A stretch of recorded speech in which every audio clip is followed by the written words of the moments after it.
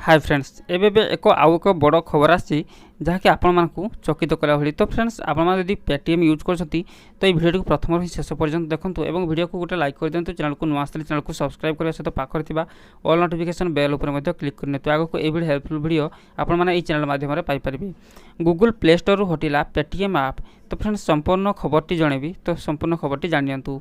एहा ऊपर गूगल कहिछि जे से काहाकू केबे भी गैम्बलिंग जुआ खेलुतबा ओपर समर्थन करिबो नाही। पेटीएम और यूपीआई ऐप 197 कम्युनिकेशन लिमिटेड द्वारा डेवलप करा जायछि। एही ऐप को गूगल प्ले स्टोर रे सर्च करिबारे देखि पारिबे नाही।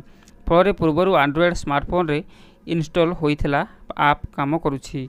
फ्रेंड्स जहाँ भी आपण आगरो इंस्टॉल करथिले तो सेही एप्लिकेशन टी वर्तमान काम करूछि।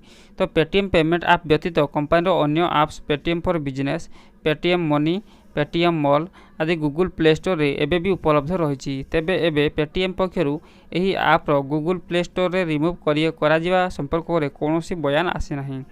गूगल रो सुजानाई फ्री रे उपाध्यक्ष लिखिछंती आमे ऑनलाइन कैसिनो रो अनुमति देई परिबा नाही किंबा कोनोसी मध्य एभय अनियमितता जुआ ऐप्स रो समर्थन करेनी जहा खेल बैटिंग रो सुविधा को प्रदान करूछि। तो फ्रेंड्स एथला संपूर्ण अपडेट कि वर्तमान आपनकर गूगल प्ले स्टोर रे आपनकर पेटीएम ऐप को उपलब्ध है ना। अब जो मैंने इंस्टॉल कर वर्तमान वर्किंग करुँचे।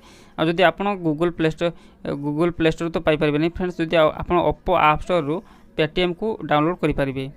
तो वर्तमान ओप्पो ऐप स्टोर रे ही पेटीएम अवेलेबल रही। तो फ्रेंड्स एथला संपूर्ण अपडेट। जदि वीडियो भल लागिथे प्लीज लाइक कर दियंतु। धन्यवाद।